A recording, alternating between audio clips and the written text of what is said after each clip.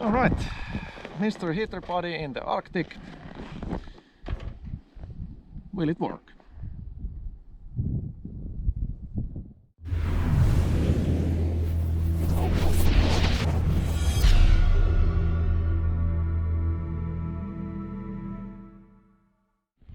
Alright, we just got our tent up, a bit windy.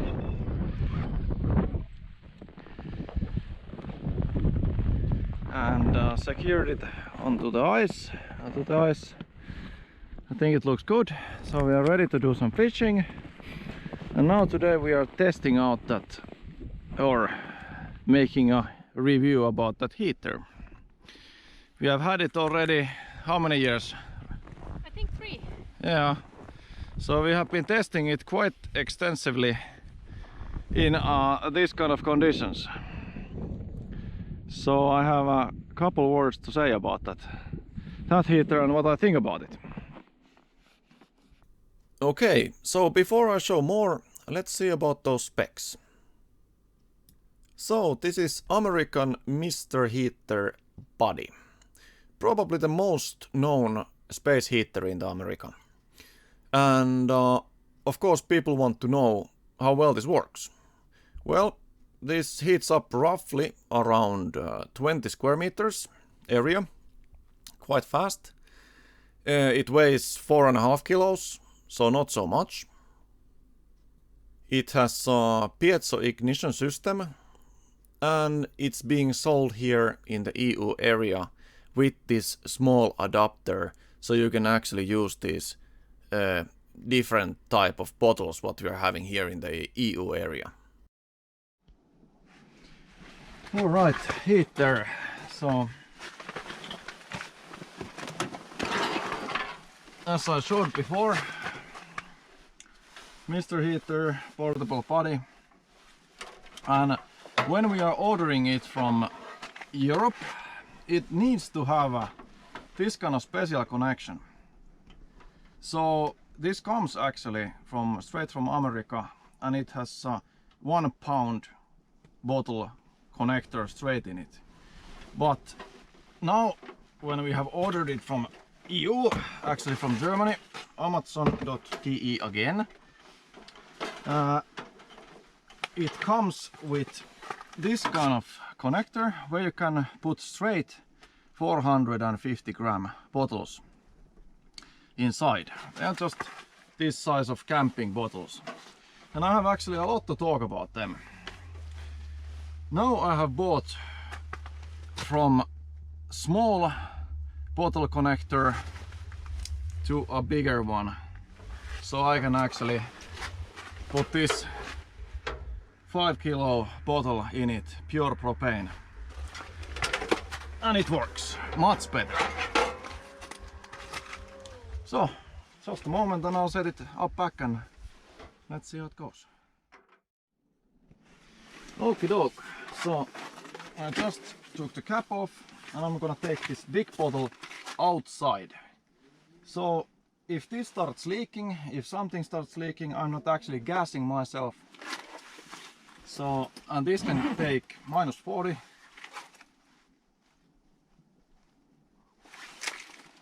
It reads here somewhere. Yeah, -40. So the propane is still coming out. Well, I would be maybe saying -35, but let's put this here aside. And then I'm taking this cable and putting it underneath there. And then I will connect it here.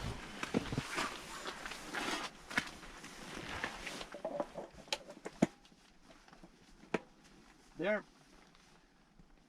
And the gas is on.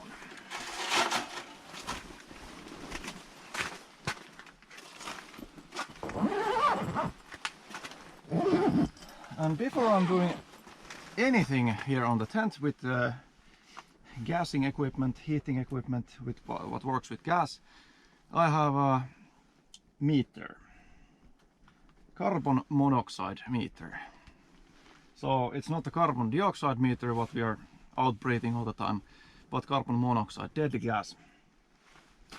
So at the rate of people here up in the north are starting using this kind of tents for ice fishing.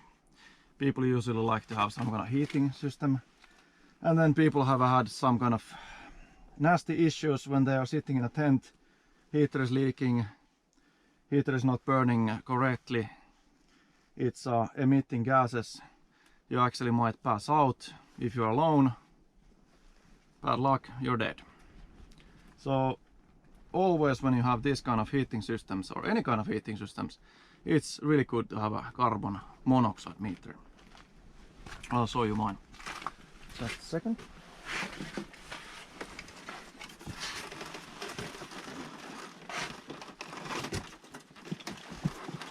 But this gonna take some time. This is also from Amazon.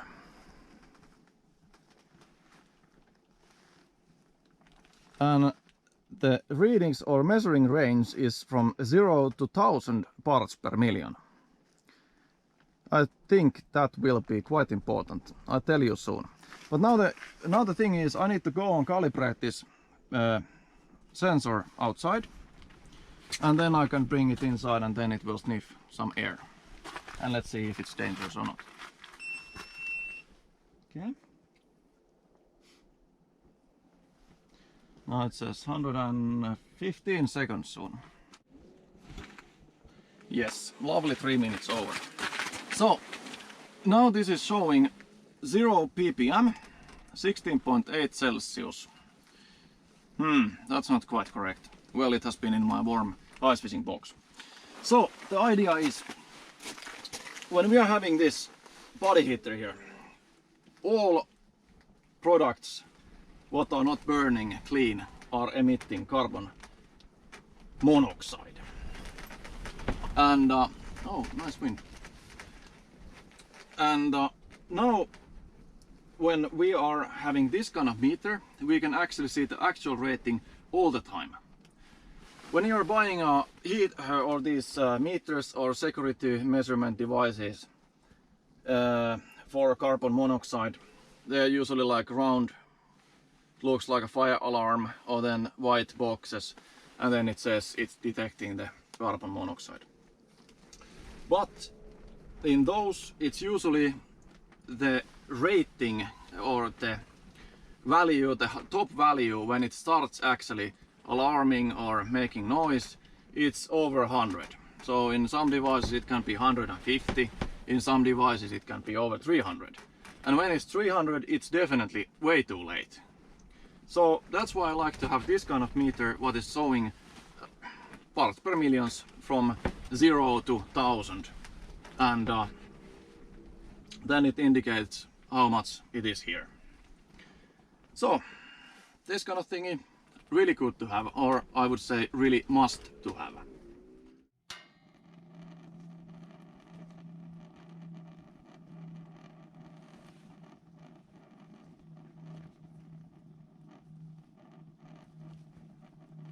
Now I'm just holding it. We're waiting a little bit.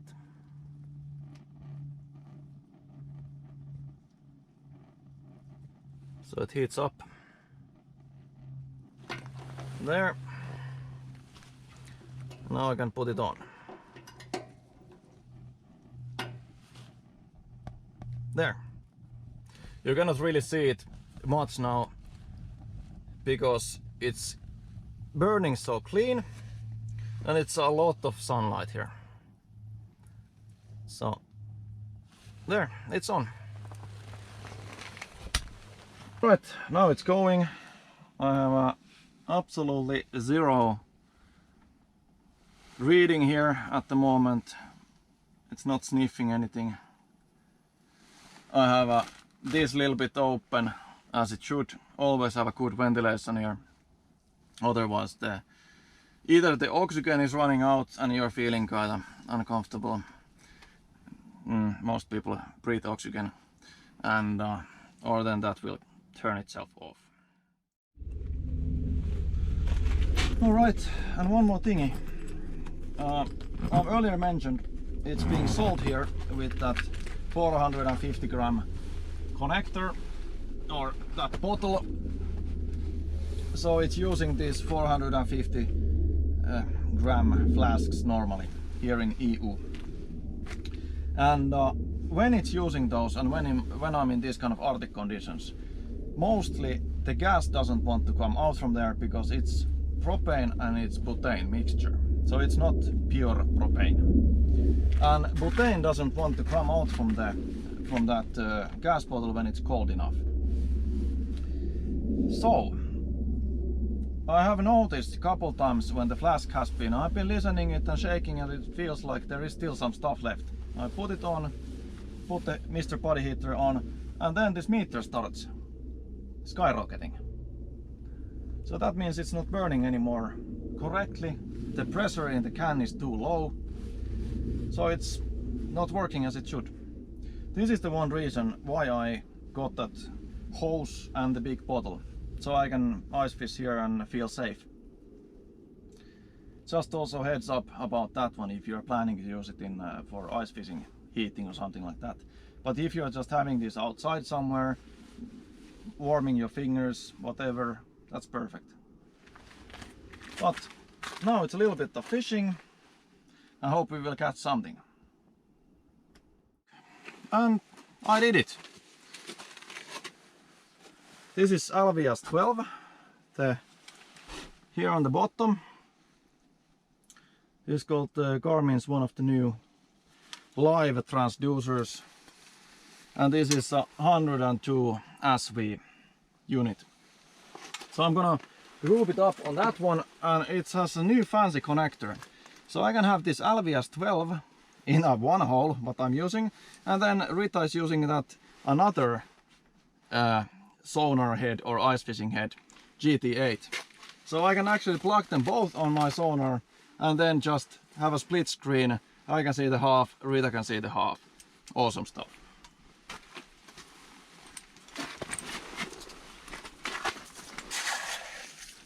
So I just built this mounting system really quick. If I'm using these ones, what comes with the Alvias 12, it's kind of putting the sensor a little bit offset. I was first thinking about using a normal round pipe, but that doesn't work, so I kind of needed to use this kind of mounts what came with it. Now I'm having the stick. Okay, that's maybe the level how much there is ice. Yeah, should be like that. And then I connect it here.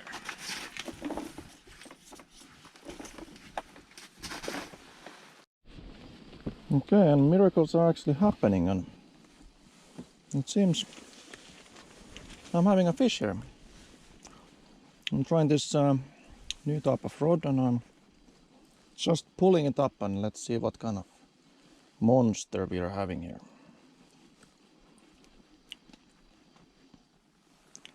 Yeah. Wow.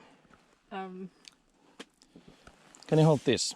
I'm releasing this wild beast. Yeah, I don't think we're taking it. So this is a röje, little baby röje. I wouldn't want to touch this there.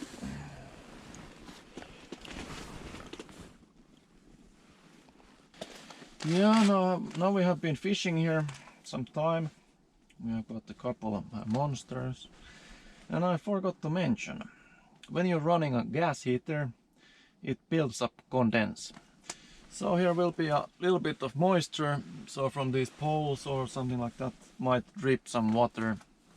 If it's really heavily minus degrees outside, then it's of course more of that frosting and condense. So you might want to have this kind of double layer insulated tent. It helps on it. There is some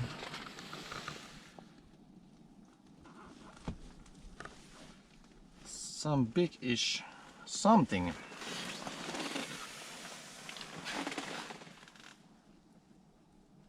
And I definitely don't know what is that big-ish something.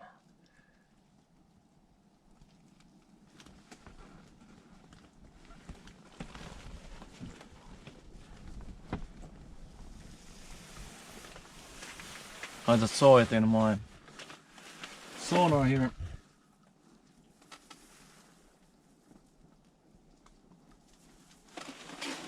Hope it bites. And hope it's something eatable. I mean, catch and release. Saying while stomach is making noises. Okay, day. Now it's only 19 degrees here, so Celsius, so we are freezing. Now we need to put it on. So it first turn the knob. I can hear now the gas is coming. Now I'm just pressing and holding it. There is a pilot light. It's heating up that pipe. It allows the gas to flow. And just pressing and holding this button. Now wait maybe a bit. 5 seconds still. 3, 2, 1, and letting it go. The pilot light is still there. Going. I can just turn the knob. And there.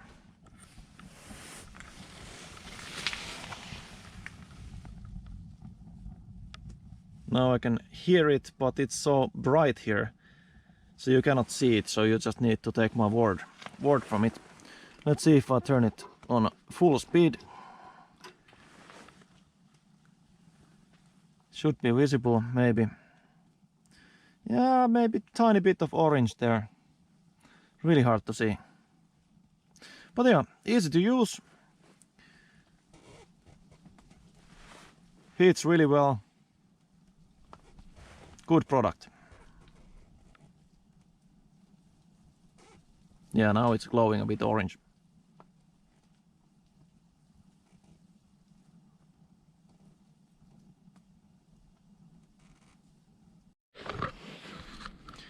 All right. So what do I think about that heater? Awesome device, lifesaver. It has been saving so many cold ice fishing trips. It's really nice and easy to use. Heats up tent extremely well. This actually was close to 30 degrees. Now it's 22.3. I needed to turn it off because I got so sweaty. And if you're using it on this kind of cold Arctic temperatures like I do, then you might want maybe consider taking that big bottle kit. Because like I told earlier, the gas doesn't come out from the bottle really easily when it's extremely cold. So maybe if it's more than -10, big bottle. If it's on a plus degrees or only -5 or something like that, then the small bottle will cut it or work just fine. And if you like what I do and what you see, just subscribe to my channel. Like the video if you did like the video. And see you next time. Have a good one. Bye bye.